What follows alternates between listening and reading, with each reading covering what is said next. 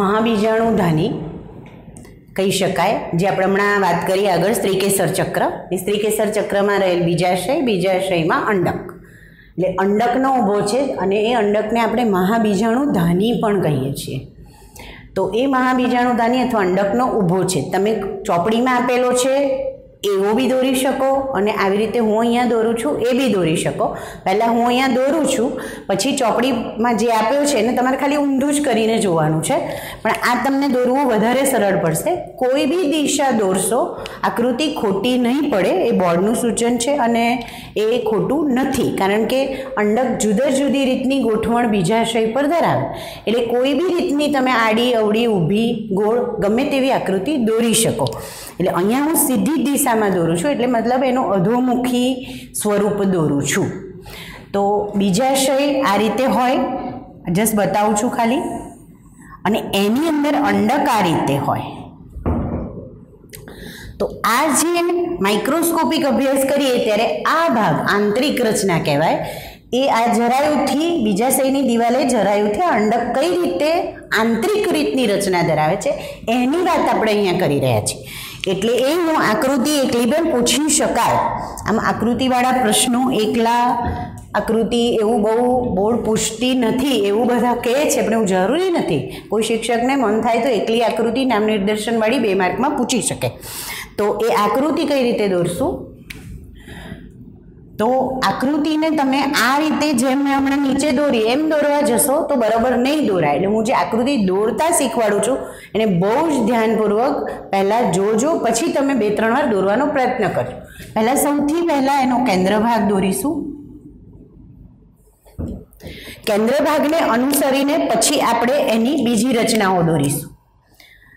કેન્દ્ર ભાગ દોર્યા પછી નીચેથી ઉપર તરફ થોડો વિશાળ દોરીશું, નીચે તરફ થોડું આ ભાગ તરફ આપણે થોડું એની પહોળાઈ ઓછી રાખીશું. આખું ગોળ આમ વચ્ચેથી નહીં દોરી, આ રીતની રચના આવશે. પછી એની પછીની જે રચના છે એમાં આટલો અર્ધ ભાગ અહીંયાથી આ રીતે. હવે આને પૂરું કરીશું. પહેલાં આ ગોળ દોર્યું, પછી બહારનું આ ગ્રીન જે નીચે તરફ આટલી આના સંપર્કમાં આટલી જ લંબાઈ છે, જ્યારે અહીંયા વધારે ગેપ છે એ રીતે દોરવાનું અને લંબગોળ દોરવાનું, ગોળ નહીં. આકૃતિ બહુ મોટી નહીં કરવાની, આમ નેરો રાખવાની તો વધારે સારી લાગે. અને પછી આ ભાગે અહીંયાથી અહીંયા કેન્દ્ર સુધી આપણે એને કનેક્ટ કરીશું. અહીંયાથી આમ આવશે. તો આ આખું અહીંયા સુધી લીધું. હવે આ ભાગને અહીંયા પૂરો કરીશું. પછી આને તમારે થોડું ઉપર લઈ જવું હોય તો લઈ જવાય, ના લઈ જાઓ તો ચાલે.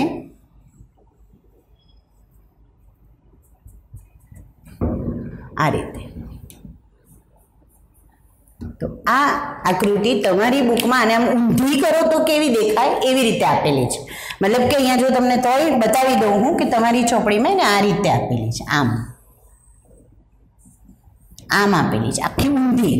અને મેં અહીંયા સીધી દોરી છે, જે તમને દોરવામાં કદાચ વધારે સરળ પડશે એટલે આ રીતે દોરી છે. તો આ રીતની રચના, એ જે મેં અંડક કીધું એ અંડક આંતરિક રીતે જુઓ તો આવી રચના ધરાવે છે. અને એનો પાછો જે આ ભાગ છે જે અહીંયા ગ્રીન દોર્યું છે એની અંદર કોષો આવેલા છે. બધી કોષીય રચના જ છે, પણ અહીંયા તમે આ કોષો દોરી શકો. આ રીતે કોષો બતાવો તો થોડું વધારે સારું લાગે. આ રીતે આછી પેન્સિલ ફેરવી અને આ કોષીય રચના આ રીતે દોરી શકાય. હજી જો થોડીક સ્પષ્ટતા કરવી હોય, તમારી ચોપડીમાં નથી આ કોષો આપ્યા, પણ દોરી શકો છો તમે. આની અંદર પણ કોષો હોય છે, પણ હાલ બુક પ્રમાણે આપણે જોઈએ છીએ તો આ આખો એરિયા આપણે અત્યારે ખાલી રાખીએ છીએ. તો અહીંયા અંડકનો આ ઊભો છેદા એની આકૃતિ થઈ. હવે એના ભાગો વિશેની વાત કરીએ તો એના આ 2 છેડા છે.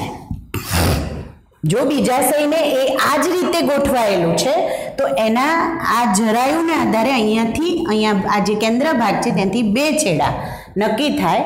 બે છેડામાં જે ઉપરનો આ ભાગ છે એને અંડતલીય વિસ્તાર, આ જે ભાગ છે એને અંડછિદ્રીય વિસ્તાર. આ બે એના વિસ્તાર થયા. જ્યાંથી એ જોડાયું છે એ ભાગ બીજા શેની દિવાલ સાથે આ સ્થાનથી જોડાયું છે જરાયુ, જ્યાંથી જોડાણ છે, જોડાણ સ્થાન. આ એરો આપણે આમ કરીએ. પછી આ જે ભાગ છે અંડનાલ. હવે આ બે વાદળી કલરથી દોરેલા છે એ એના અંડક આવરણો છે. તો જે બહારનું અંડક આવરણ છે અને અંડનાલ વચ્ચે જે આ ગેપ છે એને બીજ કેન્દ્ર કહેવાય. પછી આ બે વાદળી કલરના આવરણો જે એક આખું આમ સળંગ છે, આવૃત છે, એક અડધું પડધું છે, કદાચ આવું મોટું થોડુંક હોઈ શકે. તો આ અંતઃ અંડક આવરણ, આ બાહ્ય અંડક આવરણ, બે ત્રણ આવરણો આવા હોય. પછીનો ભાગ અંડક આવરણો પછીનો આ રક્ષિત ભાગ આને પ્રદેહ કહેવાય, જે ઘણા બધા કોષોથી બનેલી રચના છે, ખોરાક સંગ્રહી ભાગ પણ કહી શકાય. અને પછી એ પ્રદેહના કોષમાંથી પછીથી અસ્તિત્વમાં આવે, પણ અત્યારે દોરી કાઢેલો છે આ ભાગને ભ્રૂણપુટ કહે છે. તો આટલા વિસ્તારો આપણે સામાન્યતઃ આકૃતિમાં દર્શાવી શકીએ. બે વિસ્તાર, અંડતલીય વિસ્તાર, અંડછિદ્રીય વિસ્તાર, પછી અંડક આવરણો, બાહ્ય અને અંતઃ અંડક આવરણ, એની અંદરનો કેન્દ્રિત ભાગ જે કોષીય રચનાથી જીવરસથી ભરેલ કોષોનો બનેલો પ્રદેહ કહેવાય. અને પછી એ પ્રદેહના કોઈ એક કોષમાંથી, જેવા આગળ આપણે ભણીશું ત્યારે તમને સમજાશે કે આ કઈ રીતે બન્યું, એને આપણે 4 માર્કના પ્રશ્ન તરીકે ભણવાનું છે. પણ હાલ એમાં દર્શાવી દીધું છે આપણે કે પ્રદેહના જ કોઈ એક કોષમાંથી આ રચના અસ્તિત્વમાં આવે છે, જેને અહીંયા આપણે દર્શાવી દીધી છે, અને એ છે ભ્રૂણપુટ. અને એ ભ્રૂણપુટ એ આવો કોરો વિસ્તાર નથી. એની અંદર 8 કોષ કેન્દ્રો અને 7 કોષો હોય છે. પણ અહીંયા ચોપડી પ્રમાણે આપણે જઈ રહ્યા છીએ એટલે મેં અહીંયા એ કોષો દર્શાયા નથી. એ આપણે પછી આગળના પ્રશ્નમાં લઈશું. પણ એ આ રચના છે જેને ભ્રૂણપુટ કહેવાય છે. અને આ ભ્રૂણપુટના કોષો ફલનમાં ભાગ લેશે. એટલે આ આખું અંડક આપણે કહીએ છીએ, તમને સામાન્ય માહિતી એવી હશે કે પરાગરજ નર પ્રજનન એકમ તરીકે ફલનમાં ભાગ લે, અંડક ફલનમાં ભાગ લે, પરાગરજ અંડકનું ફલન થાય અને બીજ બની જાય. એવું નથી, પણ પરાગરજમાંથી મેં કીધું નરજન્યુ ફલનમાં ભાગ લે. એમ આ આપણે મહાબીજાણુધણીની વાત કરીએ છીએ. આ અંડકનો ઊભો છેદ છે. આ અંડકની અંદર બનતી પછીથી બનતી જે આ રચના છે એનું ઇમ્પોર્ટન્સ ફલનમાં છે. જે સપુષ્પ વનસ્પતિમાં લિંગી પ્રજનન માટે જવાબદાર રચના એ આ છે. અને આ આખું પણ નહીં, એની અંદર એક અંડકોષ આપણે પછીથી નિર્માણ પમાડીશું. એ અંડકોષ અને બીજો એક કોષ એ ફલનમાં ભાગ લેશે. પણ અત્યારે આપણે ખાલી એને ભ્રૂણપુટ તરીકે આ ટોપિક માટે ઓળખીએ છીએ. તો આ રીતે અંડકનો ઊભો છેદ આકૃતિ સહ સમજાવો, અથવા મહાબીજાણુધણી આકૃતિ સહ વર્ણવો. એની આકૃતિ આ રીતે દોરવાની.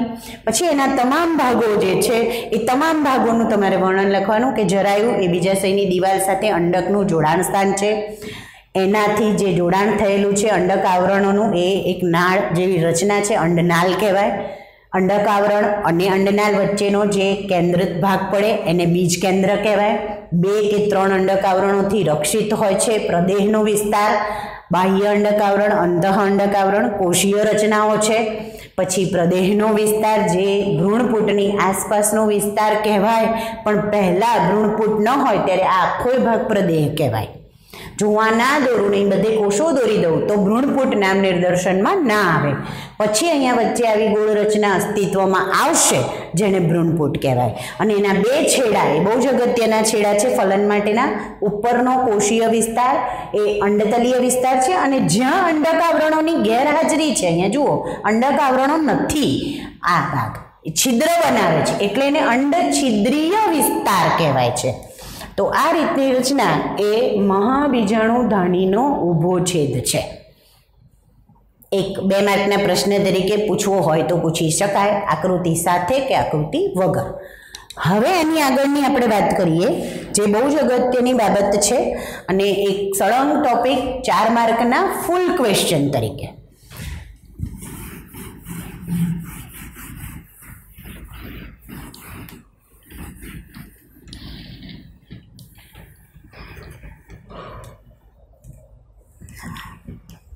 અને પ્રશ્ન થશે, પ્રશ્ન જ લખી દઉં છું સીધું, મહાબીજાણુ જનન સમજાવી મહાબીજાણુમાંથી થતો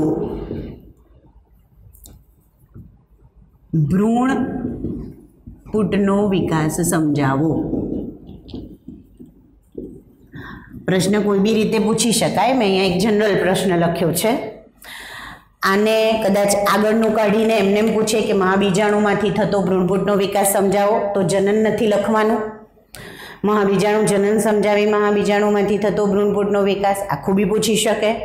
હવે આ જે આખો આપણે જે ભણીશું એને મોનોસ્પોરિક વિકાસ કહેવાય છે. એટલે મહાબીજાણુમાંથી થતો મોનોસ્પોરિક વિકાસ સમજાવો આવૃત બીજધારીમાં, એવી રીતે પણ પ્રશ્ન પૂછી શકાય.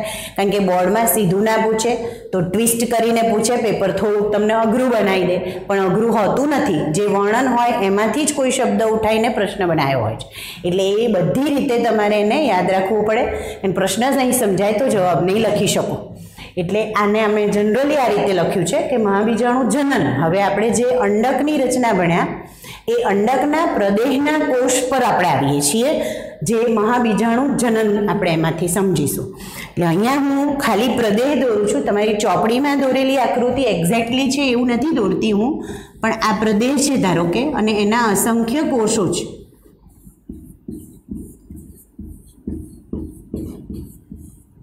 દરેક કોષ કેન્દ્ર વાળી રચના આ રીતે. આ પ્રદેહ છે જે અંડકની રચના ભણ્યા એમાંનો આ ભાગ.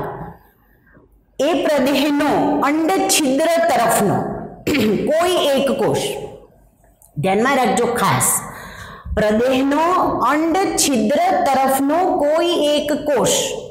એટલે આપણે ધારો કે એમ લઈએ કે ભાઈ અંડછિદ્ર એટલે આ અંડછિદ્ર વિસ્તાર હતો, તો એનો ધારો કે કોઈ એક કોષ એટલે આ કોષ ધારો કે લઈએ, એ ઘટ બને, વધારે જીવરસથી ભરાય, એનું કોષ કેન્દ્ર થોડું ઉપસેલું ગોળ મોટું બને, ત્યારે એ પ્રદેહનો કોઈ એક કોષ એ એમએમસી તરીકે ઓળખાય. મેં તમને આ પરાગરજમાં પરાગમાતૃકોષ જે હતો એનું અંગ્રેજી તમને કહેવાનું રહી ગયું હતું, ત્યાં પીએમસી કહેવાય છે, પોલન મધર સેલ, પરાગમાતૃકોષ. તો એવી રીતે અહીંયા એમએમસી મેગાસ્પોર મધર સેલ, ગુજરાતી લખું છું, મેગાસ્પોર એટલે મહાબીજાણુ, મધર સેલ એટલે માતૃકોષ, આ એનું નામ છે. અને આને પહેલા આદિબીજાણુ કોષ કહેવાય છે, જે એમએમસી તરીકે વર્તશે, મતલબ કે મહાબીજાણુ માતૃકોષ તરીકે વર્તશે. ફરીથી કહું છું, માતૃકોષ હંમેશા રંગસૂત્રની દ્રષ્ટિએ દ્વિકીય હોય, અને એ દ્વિકીય પરાગ માતૃકોષ હતો. એવી રીતે આ મહાબીજાણુ માતૃકોષ છે જે 2n છે, હવે અર્ધીકરણ પ્રકારે વિભાજન પામી અને 4 એકકીય કોષો બનાવશે. મતલબ મહાબીજાણુ માતૃકોષમાંથી શું બનશે? તો n 4 મહાબીજાણુ. અને વિભાજન કયું થયું? અર્ધીકરણ. તમારી ચોપડીમાં આકૃતિ સરસ રીતે આપેલી છે. આવી રીતે એક આદિબીજાણુ કોષ જે અંડછિદ્ર તરફનો કોઈ એક કોષ છે, થોડો મોટો બને, કોષ કેન્દ્ર એનું થોડું ઘટ બને, વ્યવસ્થિત રીતે કોષ કેન્દ્ર સંકેન્દ્રિત થાય, પછીથી એને મહાબીજાણુ માતૃકોષ કહીશું। એ મહાબીજાણુ માતૃકોષ હવે અર્ધીકરણ પ્રકારે વિભાજન કરશે, જે અર્ધીકરણ 1, અર્ધીકરણ 2 સ્ટેપ વાઇઝ થતી પ્રક્રિયા છે।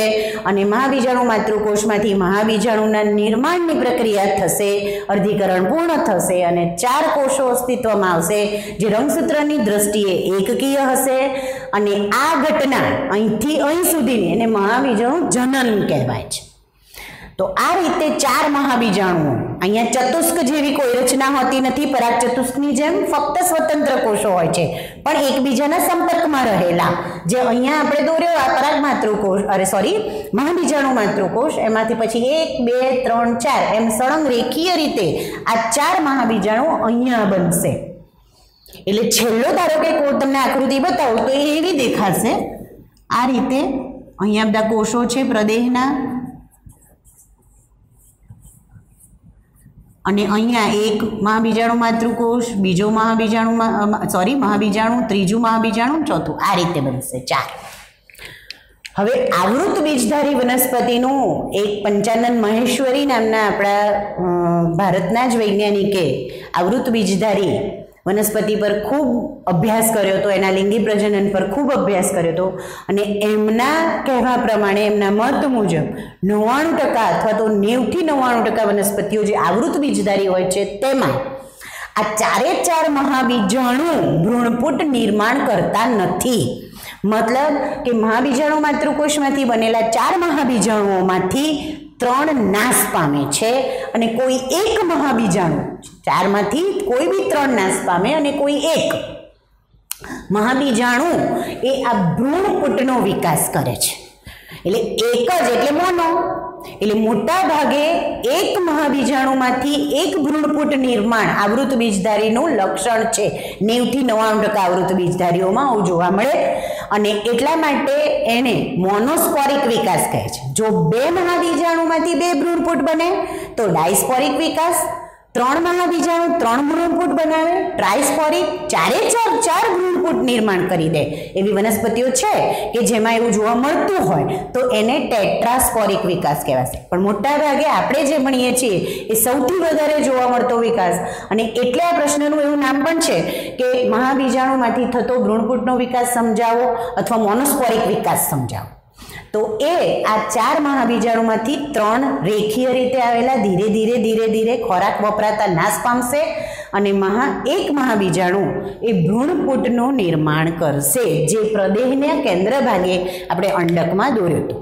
તો આના કન્ટિન્યુએશનનો જ પ્રશ્ન છે, એટલે મહાબીજાણુ જનન સમજાવો તો એક જ કે 2 લીટીમાં એનો જવાબ પતી જાય। શું આવે તો કે મહાબીજાણુ જનન ક્રિયામાં પ્રદેહનો અંડછિદ્ર તરફનો કોઈ એક કોષ આદિબીજાણુ કોષ તરીકે વર્તે, એને મહાબીજાણુ માતૃકોષ કહેવાય, જેનું અર્ધીકરણ પ્રકારે વિભાજન થઈ 4 મહાબીજાણુઓ નિર્માણ પામે છે, જેને મહાબીજાણુ જનન કહેવાય। આટલે ત્યાં મહાબીજાણુ જનનની સમજૂતી પૂરી થઈ જાય। એટલે કોઈ આકૃતિ દર્શક પ્રશ્ન તરીકે 2 માર્કમાં મહાબીજાણુ જનન પૂછાય એવું હું માનતી નથી અથવા મારી એવું મંતવ્ય નથી, પણ પૂછાય તો તમે આ 2 કે 3 લીટી જ લખવાની આવે કે મહાબીજાણુ જનન સમજાવો એમ। તો એ રીતે આ મહાબીજાણુ જનન થયું। હવે આપણે કોઈ એક મહાબીજાણુમાંથી થતો આગળનો જે છે ભ્રૂણપુટનો વિકાસ, એની અહીંયા જ વાત કરીએ છીએ અને એમાં આકૃતિ દોરવાની આવશે। તો એમાં આપણે કુલ 4 અને છેલ્લે ભ્રૂણપુટ 5 આકૃતિ દોરીશું અને એ બી આપણે રેખીય આકૃતિ દોરીએ છીએ, અહીંયા કોષીય આકૃતિ દોરતા નથી। એક મહાબીજાણુ,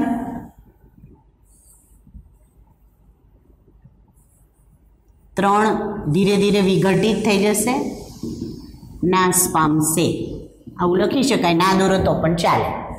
આ એક મહાબીજાણુ જે રંગસૂત્રની દ્રષ્ટિએ હવે એકકીય છે, આ એનું કોષ કેન્દ્ર। આ મહાબીજાણુ, આ શબ્દ બહુ જરૂરી છે, એક મહાબીજાણુ મોનોસ્પોરિક વિકાસમાં જાય અને એક ભ્રૂણપુટ બનાવે તો એક ક્રમિક મતલબ સ્ટેપ વાઇઝ, પહેલા એક, પછી બીજું, પછી ત્રીજું, એમ ક્રમિક 3 સમવિભાજન કરે છે। મતલબ 3 ક્રમિક સમવિભાજન આપણે કેવી રીતે દર્શાવી શકીએ તો પહેલા એક નાનો એરો કરીએ, હવે એક આ કોષ કેન્દ્રનું આ કોષ કેન્દ્રનું સમવિભાજન થયું. એટલે આ પહેલું ટૂંકમાં જ લખું છું સમવિભાજન, 2 કોષ કેન્દ્ર. હવે બીજું સમવિભાજન, પછી ત્રીજું થશે. તો આ બીજું સમવિભાજન, પછી ત્રીજું થશે સમવિભાજન. તો બીજું સમવિભાજન એટલે આના પણ 2 અને આનું પણ સમવિભાજન થઈને 2, એટલે એકમાંથી 2 અને આમાંથી પણ 2, એટલે ટોટલ હવે જે છે એમાં કેટલા દેખાશે? આ રીતે 4. હવે ત્રીજી વારનું સમવિભાજન,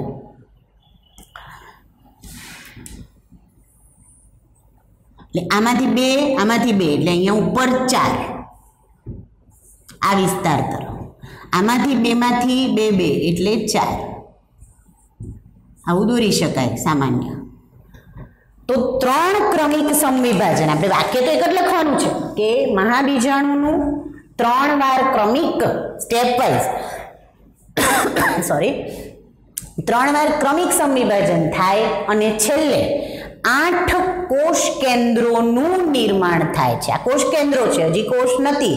કોષ ક્યારે કહેવાય? જ્યારે એનું કોષ રસ મળે, કોષ દિવાલ બને. કારણ કે વનસ્પતિ કોષમાં કોષ દિવાલ હોય, એટલે કોષ દિવાલ ના બને ત્યાં સુધી આપણે કોષ તરીકે ઉલ્લેખતા નથી. એટલે આ અવસ્થાએ આવે એટલે આને અષ્ટકોષ કેન્દ્રીય, 8 કોષ કેન્દ્રીય અવસ્થા. આવું લખવું હોય તો લખી શકાય, ના લખો તો ચાલે. હવે એની ગોઠવણ થશે. એટલે પહેલાં આપણે જ્યારે વર્ણન લખીએ કે મહાબીજાણુ જનન સમજાવી આખું હોય તો કદાચ એવું ડિવાઇડેશન હોઈ શકે કે મહાબીજાણુ જનન તમે લખ્યું 2 વાક્ય, એનો અડધો માર્ક 1 માર્ક આપે. પછી મહાબીજાણુમાંથી 3 વાર ક્રમિક સમવિભાજન થઈ અને સમાન કદના 8 કોષ કેન્દ્રો અસ્તિત્વમાં આવે છે. તો એ 8 કોષ કેન્દ્રો એમાં માટે આકૃતિ દોરવી પડે. તો એની સાથેનું આ કીધું. હવે આ 8 કોષ કેન્દ્રો એની યોગ્ય ગોઠવણમાં આવશે અને કોષીય રચનામાં આવશે. એટલે ગોઠવણ વિશેનું જે વર્ણન છે વધારે અગત્યનું છે અને આખો ભ્રૂણપુટ બનશે. તો આના પછીની આકૃતિ આપણે અહીંયા લઈએ છીએ, થોડોક મોટો ભ્રૂણપુટ આ રીતે. હવે અહીંયા આપણે ગોઠવણ કરીએ છીએ. ગોઠવણ કઈ રીતે? તો કે કોષ કેન્દ્રોની ગોઠવણ. અહીંયા રહેલા નજીકના આ વિસ્તાર અંડતલીય વિસ્તાર છે, આ વિસ્તાર અંડછિદ્રીય વિસ્તાર છે. કદાચ પેલું ઊંધું દોરો તો આ અંડછિદ્રીય બને ને આ અંડતલીય બને, કોઈ બી લખી શકાય. તો ટૂંકમાં એક અંડતલીય છેડો છે ને એક અંડછિદ્રીય છેડો છે. તો અંડતલીય વિસ્તાર, અંડછિદ્રીય વિસ્તાર તમે બેમાંથી કોઈ બી લઈ શકો, પણ ત્યાં 3 કોષ કેન્દ્રો પોતાની ગતિ કરે. એટલે અહીંયા એક કોષ કેન્દ્ર, એક કોષ કેન્દ્ર આ રીતે ગોઠવાય. તો આ રીતે કોષ કેન્દ્ર ગોઠવાયા પછી એને એનો કોષ રસ મળે.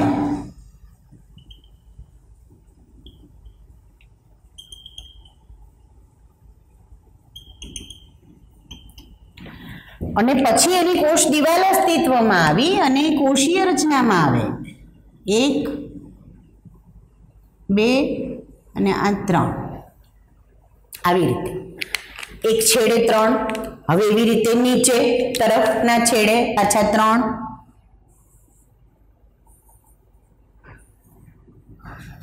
એને એનો કોષરસ મળે.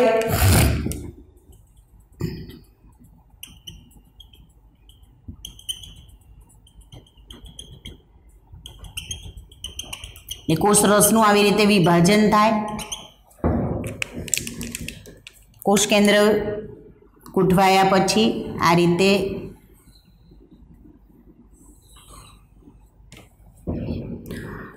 તો આ ઉપરના 4માંથી 3 ઉપર તરફ, 3 નીચે તરફ આ રીતે ગોઠવાય. પછી એને એનો કોષ રસ મળે, પછી કોષ દિવાલ નિર્માણ પામે. એટલે હવે આને કોષો કહીશું. 3 કોષો અહીંયા, 3 કોષો અહીંયા. હવે જે 2 કોષ કેન્દ્રો રહી ગયા વચ્ચે એ ધીમે ધીમે ધ્રુવીય કોષ કેન્દ્રો છે, એ વચ્ચે કેન્દ્ર ભાગે આવે. એટલે એને કેવી રીતે એની ગોઠવણ બતાવીશું? તો આ રીતે અને આ રીતે 2 કોષ કેન્દ્રો વચ્ચે આવે. પણ એ બંને કોષ કેન્દ્રો પછી એક થઈ જાય એનો કોષરસ તો આવી રીતે જ એને મળે, એટલે કોષ એક જ બને. આ કોષ કેન્દ્રો બે છે, ધ્યાન રાખજો. અહીં દરેક કોષને એક કોષ કેન્દ્ર છે, એટલે આ બધા કોષો ત્રણેય એક કોષ કેન્દ્રીય સ્થિતિએ છે. આ ત્રણેય કોષો એક કોષ કેન્દ્રીય સ્થિતિએ છે, પણ આ કોષ એ દ્વિકોષ કેન્દ્રીય સ્થિતિએ છે. આ ખાસ ધ્યાન રાખવાનું. અને આ કોષ બન્યો એક, એટલે હવે 3 ને 3 6 ને 7 કોષો, પણ કોષ કેન્દ્ર કેટલા? 8 કોષ કેન્દ્ર. અને પછી કોષરસ વહેંચાઈ ગયો. હવે કોષરસ જ્યારે બધી જ છે અને પછી આવી રીતે કોષોને વહેંચાઈ ગયો, એટલે શેનું નિર્માણ થશે? તો રસધાનીનું નિર્માણ થશે. છૂટી છૂટી રસધાની નિર્માણ પામશે. આ રીતે આવું દોરી શકાય. આ ભ્રૂણપુટની આકૃતિ છે.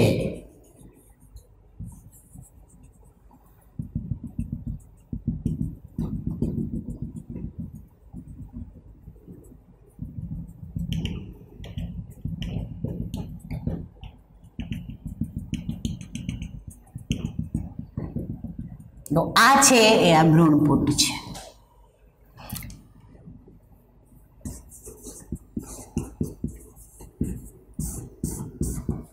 હવે એનું નામ કરીએ કે ભાઈ કોષોનું નામ શું છે. આ ઉપર તરફના 3 એ 3 જે એકકીય છે, રંગસૂત્રની દ્રષ્ટિએ n છે, એને પ્રતિધ્રુવીય કોષો કહીશું. નીચેના જે 3 એ 3 કોષોનું ઝુમખું આખું શું બોલાય?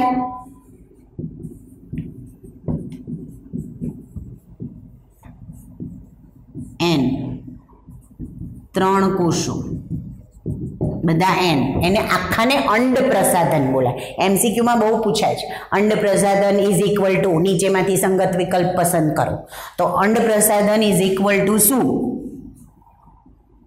2 કોષો સહાયક કોષો n વત્તા અંડકોષ n. હવે નામ નિર્દેશન કરીએ તો આ 2 સહાયક કોષો અને આ અંડકોષ, આ પણ n, આ બંને કોષો પણ n. અને હવે આને આપણે ધ્રુવીય કોષ કેન્દ્ર વાળો કોષ, અને આને આપણે દ્વિકીય કોષ કેન્દ્ર કહીએ છીએ. જે રંગસૂત્રની દ્રષ્ટિએ 2 કોષ કેન્દ્રોનું મિશ્રણ છે, એટલે 2n લખીએ છીએ. દ્વિકીય અવસ્થા છે, કારણ કે 2 કોષ કેન્દ્રો ફ્યુઝ થઈ ગયા, મર્જ થઈ ગયા. n એટલે 2n, એટલે એને દ્વિકોષ કેન્દ્ર એવું પણ બોલાય, અથવા ધ્રુવીય કોષ કેન્દ્ર અથવા ધ્રુવીય કોષ પણ બોલાય. હવે આ ભ્રૂણપુટ કેવો બન્યો? એટલે કે આવૃત બીજધારી વનસ્પતિનો ભ્રૂણપુટ કેવો હોય છે? આ પ્રશ્નનો જ્યારે આખો જવાબ પૂરો કરીને છેલ્લે જો આ વાક્ય ના લખો તો 1 કે અડધો માર્ક કપાઈ જાય. કે ભ્રૂણપુટ કેવો છે? તો ભ્રૂણપુટ 7 કોષીય અને 8 કોષ કેન્દ્રીય. આવૃત બીજધારીનો ભ્રૂણપુટ મોનોસ્પોરિક વિકાસ, ડાયસ્પોરિક, ટ્રાયસ્પોરિક જે પણ થાય, પણ આવૃત બીજધારી વનસ્પતિમાં ભ્રૂણપુટ બને એ 7 કોષીય 1 2 3 4 5 6 અને આ 1 7 કોષીય, પણ કોષ કેન્દ્રો કેટલા? 1 2 3 4 5 6 7 8 કોષ કેન્દ્રીય હોય છે. એ વાક્ય આ પ્રશ્નનો જવાબ પૂરો થાય. આટલી સ્ટેપ વાઇઝ 5 આકૃતિ તમારે દોરવી પડે. કશું નથી કરવાનું, ગોળ દોરવાનું છે, મીંડા કરવાના. પહેલું, પછી 1 વિભાજન, 2 બીજું વિભાજન, 2 ના 4, 4 ના 8. હવે એ 8 કોષ કેન્દ્રો ગોઠવણ પામે અને ગોઠવાય અંડતલીય વિસ્તાર તરફ 3, અંડછિદ્રીય વિસ્તાર તરફ 3, પછી એના નામ પડે કોષ બન્યા પછી કે આ 3 અંડતલીય વિસ્તાર તરફ હોય એને પ્રતિધ્રુવીય કોષ કહીશું, કોષો કહીશું. અંડછિદ્રીય વિસ્તાર તરફ હોય ને આખાને અંડપ્રસાધન કહેવાય. અંડપ્રસાધન ઇઝ ઇક્વલ ટુ 2 સહાયક કોષ વત્તા 1 અંડકોષ. 2 સહાયક કોષ વત્તા 1 અંડકોષ અને વચ્ચે કેન્દ્ર ભાગે જે 2 કોષ કેન્દ્રો ભેગા મળીને બનેલો કોષ છે એને ધ્રુવીય કોષ કેન્દ્રવાળો દ્વિતીય કોષ કેન્દ્ર અથવા દ્વિતીય કોષ કહેવાય છે. અને એટલે આવૃત બીજધારી વનસ્પતિમાં ભ્રૂણપુટ જે પ્રદેહના કેન્દ્ર ભાગે નિર્માણ પામે તે 7 કોષીય અને 8 કોષ કેન્દ્રીય કહેવાય છે. આ ખાસ યાદ રાખવાનું. એટલે 3 ક્રમિક સમવિભાજન, એક શબ્દ, 8 કોષ કેન્દ્રીય, પછી ગોઠવણ, એનું નામ, એ વાક્ય રચનામાં પણ આવવું જોઈએ ને. એમ પૂછે કે બધી આકૃતિ નહીં, ખાલી ભ્રૂણપુટ નિર્માણ પ્રક્રિયા સમજાવી ભ્રૂણપુટની રચના વર્ણવો. તો આ એક જ આકૃતિ દોરી અને વર્ણન તો એ જ લખવાનું, પણ આગળ મહાબીજાણુ જનન ન આવે, આટલો ફેર પડે. તો અહીંયા આપણા એક આખો પ્રશ્ન, એની આગળ આપણે ભણ્યા એ પ્રદેહની અંદર મહાબીજાણુ માતૃકોષ અને એમાંથી મહાબીજાણુ જનન, અને પછી એ મહાબીજાણુ જનન થયા પછી એટલે મહાબીજાણુ બન્યા પછી 4 મહાબીજાણુમાંથી 3 નાશ પામે અને કોઈ એક આ ભ્રૂણપુટનું નિર્માણ કરે, તેનો બીજો કનેક્ટિંગ પ્રશ્ન છે. હવે આગળ આપણે જે ભણીશું પછીના લેક્ચરમાં એમાં આપણે આનું જ આગળ કન્ટિન્યુએશન કરીશું. ફરીથી કહું છું, તમારી બુકની અંદર આ પત્યા પછી વચ્ચે પરાગનયન એવો એક ટોપિક આપેલો છે અને થોડી એમાં બહુ બીજી બધી બાબતો જે આપેલી છે, પછી ફલન પ્રક્રિયા આપી છે. પણ હું હંમેશા જ્યારે ભણાવું ત્યારે છોકરાઓને ભ્રૂણપુટ નિર્માણ થઈ ગયું, તમને બધાને ખબર છે નરજન્યુનું નિર્માણ થઈ ગયું પરાગરજમાં, એ નિર્માણ થઈ ગયા પછી વચ્ચેના ટોપિકો જો લઈશું તો પછી ફલન પ્રક્રિયામાં તમે આ આગળનું ભૂલી ગયા હશો. એટલે હંમેશા હું એવું કરું છું કે આટલું થયા પછી તરત આપણે ફલન પ્રક્રિયા ભણતા હોઈએ છીએ અને પછી ફલન બાદ બીજ નિર્માણ કઈ રીતે થાય છે એ ભણતા હોઈએ છીએ, પછી પેલું વચ્ચેનું લેતા હોઈએ છીએ. હું એ રીતે ભણાવું છું એટલે તમને વ્યવસ્થિત સમજણ પડે અને યાદ રહે. તો આના પછી આપણે હવે જે ભણીશું પછીના લેક્ચરમાં એ ફલન પ્રક્રિયા ભણીશું અને પછી ભ્રૂણપોષ નિર્માણ અને ભ્રૂણ નિર્માણ ભણીશું, પછી વચ્ચેના ટોપિક લઈશું. Thank you.